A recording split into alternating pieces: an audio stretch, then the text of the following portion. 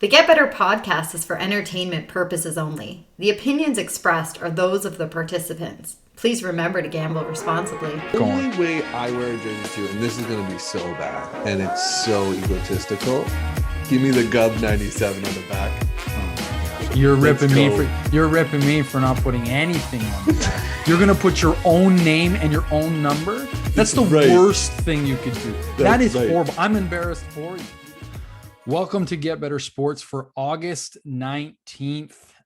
Been a while, and I feel like that's a common thread here throughout the summer for us in terms of how often we are getting back at it and having some conversations and chatting and recording all things betting related. So I think the last one we recorded was in and around the Olympics, which closing ceremonies was August 8th and it is August 19th, which is the perfect time for a new little segment called Tardy Take. I'm here with Troy. Troy, our Tardy Take this week. Did you know that the Canadian Olympic team set a record for gold medals? And was it a record for overall medals as well? So it is I think it was the record for an Olympics that wasn't boycotted. So yeah, let's just go with, this is our greatest Olympics of all time. And I believe, little Barry Horowitz action, I called this one. I think it was you that was doubting the gold medals. If I'm right. I had the under on the gold medals. You had the over on gold medals and totals. I had the over on the totals. The over hit twice, both on the golds. Yep. And on the totals. Cashed out on those ones. Beauty. You win. Congratulations. Yes. Great for making those picks. Go Canada. Go Canada. Sorry, we're so far behind. That's the Tardy Take. Moving on. Lots happening. Actually, I shouldn't say lots happening. I guess things are ramping up for the start of the NFL season. And for anybody that is watching and following along on YouTube or any of our social handles, you can see visuals. You are appropriately donning the Dan Marino jersey of your favorite team and the Miami Dolphins. So I assume that is Marino. You got the name of this. Is Marino. Yes. So I only have one jersey, period. That's it. Let me ask you this. The look. A guy in a jersey. Yes or no? I gotta ask a follow-up question. What's the setting? Like just every day, gone to the grocery store, going to the bar. You tell me the appropriate setting for a grown man to be wearing this. There's one in my mind, and it's for my fantasy draft. This thing gets worn once a year with the guys. We take a picture and it's off. Yeah. Don't get me wrong. Love Dan. Love him. What a QB. But this is not appropriate wear for a man in his 40s to be cruising around the streets in. Yeah, I'm with you. I'm not a big fan of like the casual jersey wear. I'll wear this jersey shaming. I got a couple buddies that rock these things all the time, and I give them a hard time. Brian Taylor, I'm calling you out. You wear a jersey too often to the bar. Brian Taylor, I don't know you, but that's not a strong look. You should listen to your buddy. You should listen to your buddy Gabs on that one. Yeah, I'm not a big jersey like casual wear guy. I will wear a jersey if I'm going to a game. Say I'm taking my son to the game, I'll throw on the Jays jersey and I'll throw on the Leaf jersey, whatever. But I have another big rule around jerseys. Okay. I'm either going no name, no number, straight jersey. Or if you are wearing a jersey with a name and number, you have to wear an alumni who is an absolute legend to that team. There's no picking a current player who isn't and if you must pick a current player, they better be franchised. But there's no picking like a current player that, could be traded at any point in time. Like I don't do that. That's me. That's my thing. I don't do that. You're going to roll through hundreds of jerseys that way. It's not me. I'm either picking a legend or I'm going no number. I don't know what your take is. I'm not buying jerseys, period. But I'll just to make two comments in that. You're right. If I did need a jersey, it would be Dan Marino, Tony Fernandez, Wayne Gretzky. Like those are my 3 jerseys that I would have and possibly wear.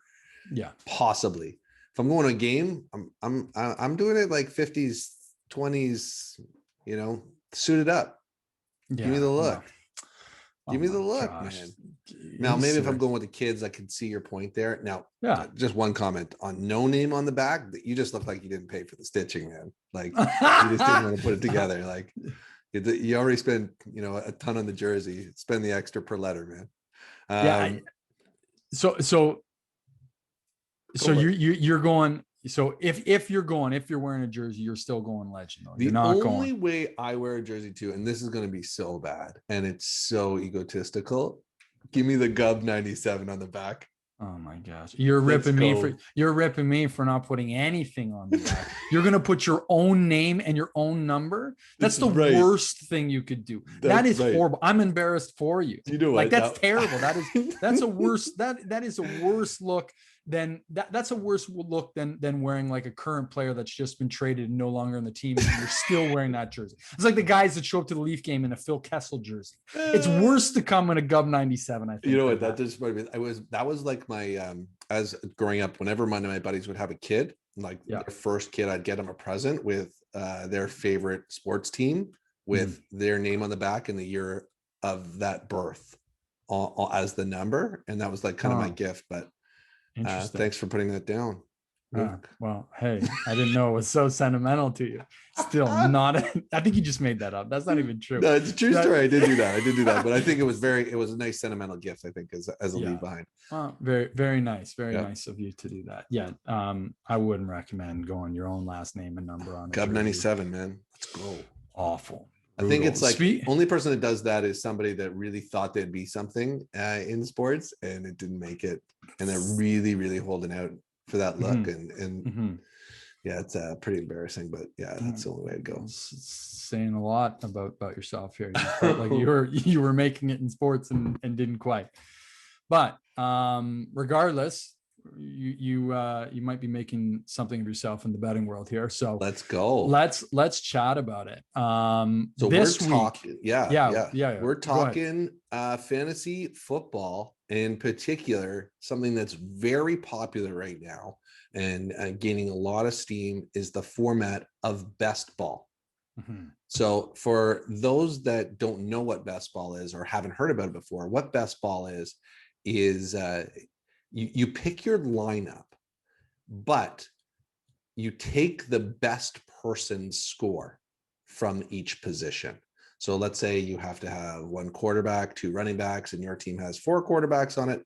Whatever quarterback does the best that week, that is the score for the week. So there's a lot of strategy to it, a lot of fun. It's relatively new. So, we're going to try some things out. Yeah. What are your thoughts, Luke? What do you think of best ball? You know what? I like it a lot. And I think super smart of DraftKings to come out with it for a couple of reasons. I think, and we should comment on, there's 2 different contest types, right? There's your sit and goes and there's your tournaments. So your sit and goes are basically weekly contests that will run on DraftKings, right? DraftKings. So you're still picking the same, you're just still doing the same structure, same format. You're picking your QBs, your running backs, your tight ends, in a very similar snake draft fantasy style. But you're only picking it for that individual week, right? Then there's tournaments, which I believe is new to this year. And correct me if I'm wrong. Keep me honest on that. Even, if you're listening and you want to keep me honest on that, absolutely, please do so.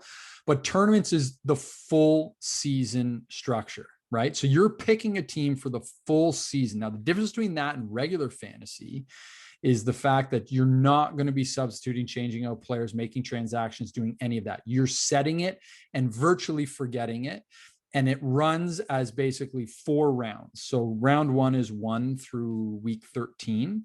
And then you've got a one-off round on 14, 15, and the person who has the highest number of points at the end of week 16 wins the money. So that to me is really intriguing, exciting for a couple of reasons. I used to play a lot of fantasy football. Truthfully, I haven't played fantasy football in probably 5 years. Come on. Dead serious. And I used to play, I used to be on 3 or 4 leagues. How old's your oldest son? Yeah, he's 6. So that's probably when I stopped There it playing. is. He's going to be There it 6 in is. November. So, and Come on, it's, Pax, get him back in there. it's interesting. You'd be surprised how much fantasy keeps you engaged in the game and the sport and what's happening, and how much when I became more of that casual fan, right? Like it was a different approach to how I watched football. I wasn't so like heavily invested in individual players and the teams. I was more so just that became that kind of casual fan.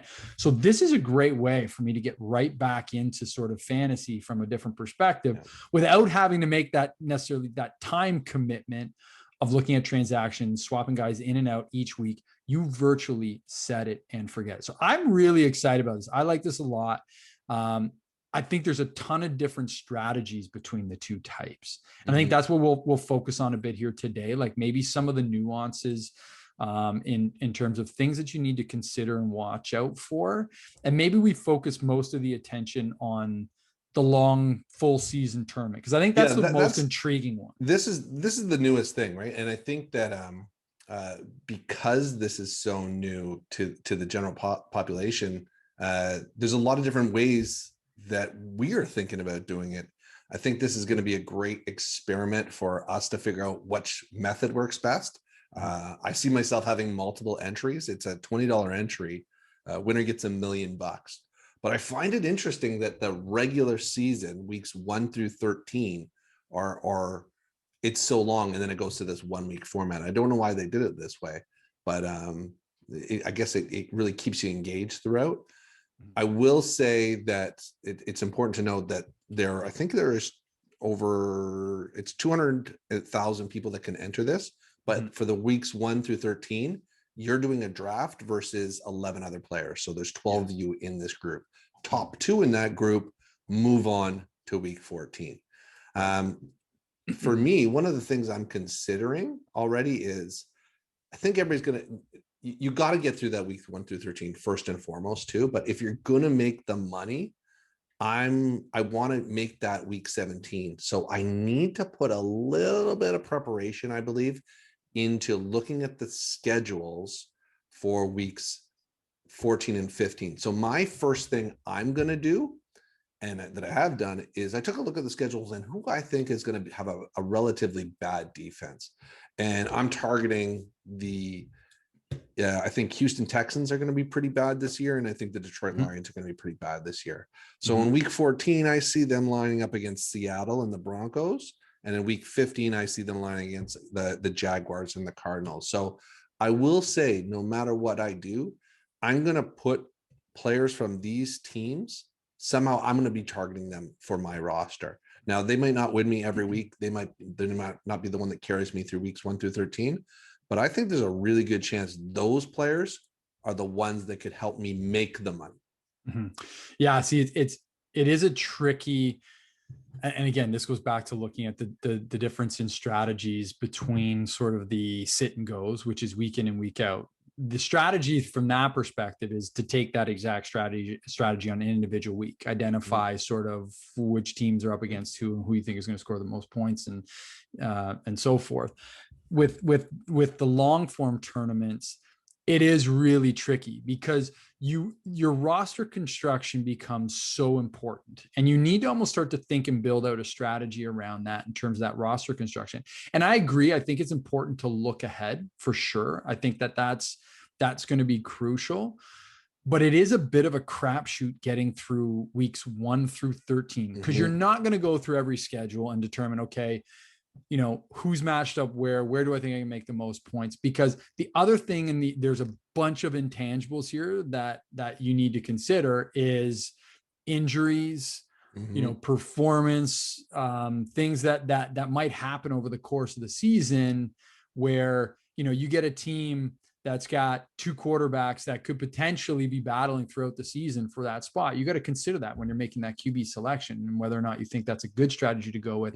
If one guy wins the role over the others, and you're 3 or 4 weeks in and they're like, this is our guy, we're moving forward with him 100%. So I think there's a couple of things that you definitely need to consider and factor in. I do like that strategy of looking ahead, looking at the matchup, especially for those later weeks.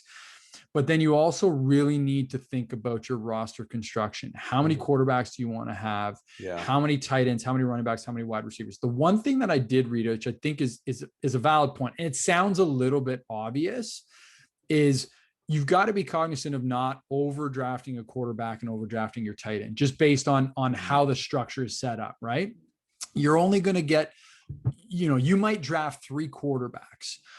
Whoever has the best week on that given week of those 3 quarterbacks, that's your starting quarterback. Automatically moves up into that position, and you've only got one of them. Same thing goes for tight ends. Whereas wide receivers, you've got 2, I think wide receivers and running backs, I should say. You're going to have, 2 running backs, and I think it's 3 wide receivers, or is it 2 wide receivers? 3 wide receivers, 2 running backs, and then on top of that, you're going to have your flex, which could be either a running back, wide receiver, or a tight end. So you have to think about how you want to structure your roster. And then when you go into that draft, you're taking kind of a similar approach and trying to figure out, okay, what am I drafting here first? Am I leading with a quarterback? 90% of people don't do that in fantasy. They're going to lead with a stud running back or a stud wide receiver, which in my opinion, I think is still the approach. That said, this is brand new. Yeah. And I think I would like to build a couple different rosters. We got to start with different approaches. Yeah, to me, I'm like, I see some value in having that top quarterback, right? I see some value in that, probably going to be the highest scoring position. I don't know. It's tough. Potentially, it's because tough. I think I got to try both ways. I got to see. It and really that's depends what I on think. how the other players you're going against too, right? Well, and that's the other piece of this. And we should talk about the timing and the way that these drafts are set up. And let's get back to that in 1 second. But I think when you look at the point structure still, it follows traditional fantasy rules, right? So your passing TD is worth 4 points. Rushing is 6, receiving is 6, right? So I agree with you. I think you need to have a quarterback, but my gut feeling is, and until we get in and do these, my gut feeling is most people are going to treat this the same way they do their fantasy, which means you're going to get a decent quarterback, probably somewhere in that 3rd, 4th round. You can probably still get one, right? And so loading up on those wide receivers and running backs, I think, is crucial and important. The other thing I think we should talk about, and I do want to circle back to the timing structure, so don't let me forget that we do that. But the other thing I want to get your take on and your thought is, how are you ensuring that you've got some diamonds in the rough on your roster? Because I think it's crucial, right? Like you need those guys that can have big breakout weeks, but maybe not always consistent. Like, what's your take on that? So as I'm building this out, so I talked earlier about the weeks 14, 15. I'm going to grab a few guys from those teams there. So I think I got myself 4 or 5 targets I want out of my roster of, I believe it's 12. So the boom and bust guys. So I think it's important to have them. There are just some guys that are inconsistent. And I think this pool is designed for those inconsistent performers. I want that guy that's going to drop 160 yards one game and then maybe not show up for a few. That's why we're playing best ball, because I want to be able to capitalize on that guy that I would never have had in regular fantasy. In regular fantasy, I want that consistency. Where here is, I need your peak performances.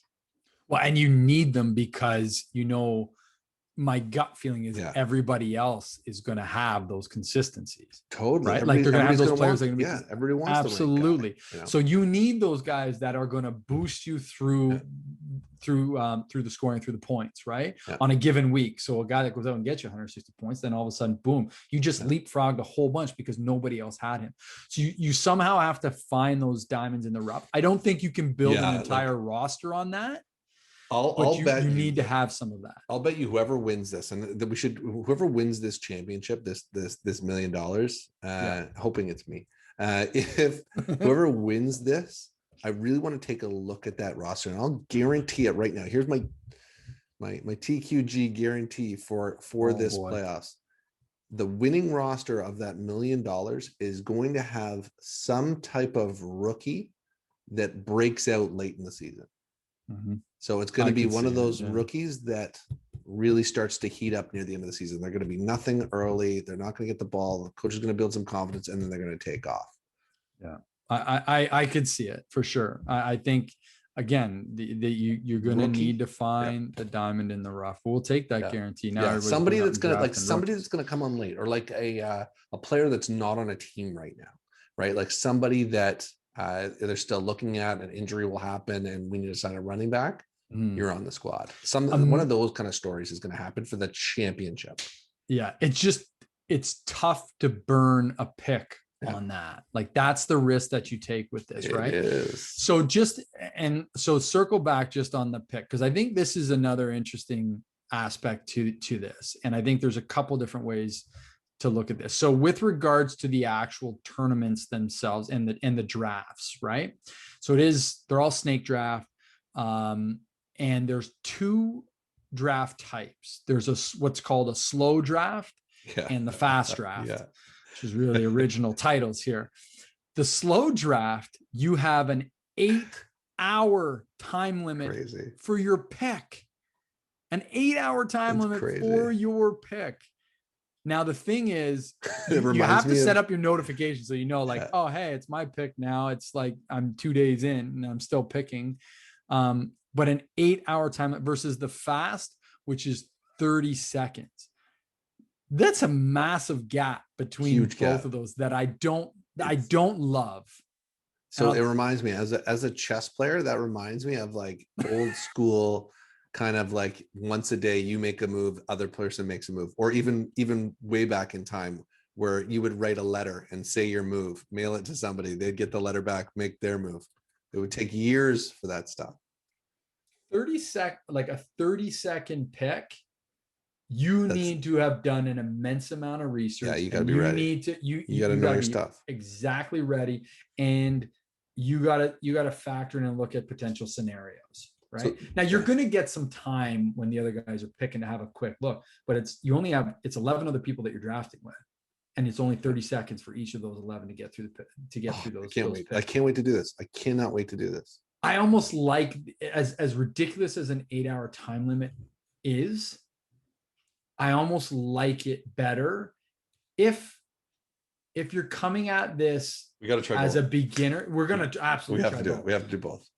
But if you're going to come at this as a beginner, not put in a lot of research and time, but you want to give yourself some ability to analyze and look at who you might pick. 8 hours to me is excessive, but I get why they do 8 hours, because you could be driving with anybody in different time zones and people sleep. So that's the reason why they're doing that, and without forcing you to invest 5 hours or 4 hours at a given time. But I think they could maybe tighten that up a little bit, but I imagine that's probably why they're factoring in 8 hours, because you could be drafting against anybody in different time zones in the whole bit. You know what's something I do wonder is what is the max amount of entries that you can have? Because I think for this, I need multiple entries. It actually talks about how they'll ensure that you don't play your own team in the playoffs, so that will take into account come week 14, or they won't put you in the same division. So I think that's true. Yeah, like so if you do have two teams that make it, it's something. It's like and no collusion. Apparently this is a thing too. No collusion. Yeah. What kind of collusion are we talking about here? I don't know. I don't know how you can collude with somebody in a best ball tournament for between week 13. Yeah, maybe in week 14 is setting the draft. Maybe I don't know. You can't make any moves, right? So interesting. So tell me how you collude. I would love to know out there. Anybody, if you know how people collude in best ball long season tournaments, let me know. Dying to see that loophole. One thing. Sorry, go ahead. I was just because the one strategy that I think came up a bunch, and if you've played best ball or fantasy, you're probably well familiar with it, but is stacking, which I know something that you've talked a little bit about. Yep. Do you want to just give your take on big stacking? Fan of stacking. So stacking is obviously, if you're going to take the top quarterback, the correlation is that the wide receiver is probably going to have a pretty good day. So what you'll see a lot in the weekly kind of best ball and just in general for DFS is pairing that quarterback with a wide receiver one. Saying that, people know about this now. You can start to see how many people have each player.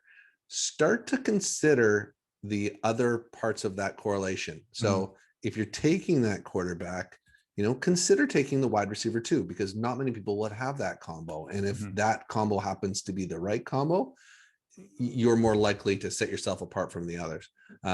Consider partnering up with the tight end. Obviously, if you have a number one tight end, that's great. But if the quarterback's going to go off, it's very likely the tight end will too. And finally to that, again, if a quarterback is going off, stack it with the wide receiver on the opposing team. So one of the things I look for when I'm playing DFS is those over-unders. So I'm always looking at over-under as kind of my first indicator of who I'm going after. So when they set those lines, whoever the highest lines are, I'm picking those games. So look for the quarterback in that game, but try it with the wide receiver on the opposing team, because that score should go over and it won't just be on one side. Hopefully they're playing catch up and you cash in nicely. And I don't think a lot of people will do that. This is kind of like where stacking is going, is kind of advanced stacking, as we'll call it. Yeah. Advanced analytics is the hot topic phrase in most sports right now. And those casual and hardcore fantasy players are getting in on the action, because I do think you've got to continue to find ways to have a one-up, especially like this, when you're playing against so many different guys, so many different players. It's something you got to consider is, what is that one up? How are you going to do that? Right. So that's going to be important to figure out. So, any other thoughts on this? I think, again, we have to try this out. We got to play this out. I'd love to do multiple Get Terry drafts. McLaren on your team. I'm telling you right now, I don't care what anybody says. This guy, I'm saying over 1,500 yards this year.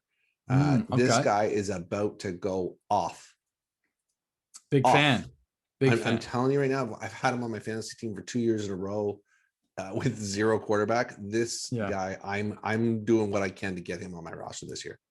Okay, there's one hot tip and hot take for everyone. I'll give you I got 5 good ones. I'll do that for TikTok later. Yeah, we'll definitely talk a little bit about the teams that we've built, our approach. We'll definitely circle back on this one. We should do almost like, first week, maybe a bit of an update on the roster. We got to keep our standings. We got to put a couple and do like a mid-season and kind of keep everyone updated on how this is going. We'd love to see anybody else getting involved in this and their. I'm telling you, this is the start of the next big thing in fantasy, daily fantasy. Like, this is it. Best ball. I like it. Yeah, it's fun. A lot of fun. Going to be and it's coming up soon here. We're close to NFL starting. Have you watched much of the preseason camp? No, I don't watch preseason football. No, no. Are you a big fantasy? I barely have time to put this podcast together. Where am I squeezing into an exhibition game? Okay, fair enough. You're not wrong. As we see, this is the last time we did one was right around the Olympics. We're about to pick up our cadence. Our cadence is going to be good. We'll get a lot back of fans out there waiting. Yeah, tons. Share our stuff.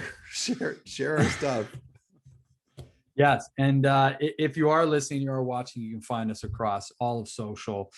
Full clips here on YouTube as well. So by all means, send us a note, comment, share. We would appreciate all the support. Would love to hear, first of all, a sleeper that you need to have. Give us one person that you absolutely want on your best ball roster. Love it. We want to hear from it. I mean, one is fine. Don't give away too much, because then obviously everyone might be jumping on that wagon as well. So we totally get it. Everyone wants to keep their fantasy team secret till the draft is done. But if you've got a hot take on someone, by all means, sharing is caring, as they say. As my son says all the time. Anyways, what's that? He says sharing is caring? Yeah, apparently that is a thing. All right. You didn't know that. Good for him. Apparently your parents didn't teach you that growing up. No knock on my parents. Mine. Yeah. I get lots of mine. Yeah. Fair. All right, that is a wrap on this one. Excited about best ball, daily fantasy. We'll build the rosters. We'll report back. We'll see how it goes. It's going to be a ton of fun, and we'll catch you hopefully next week.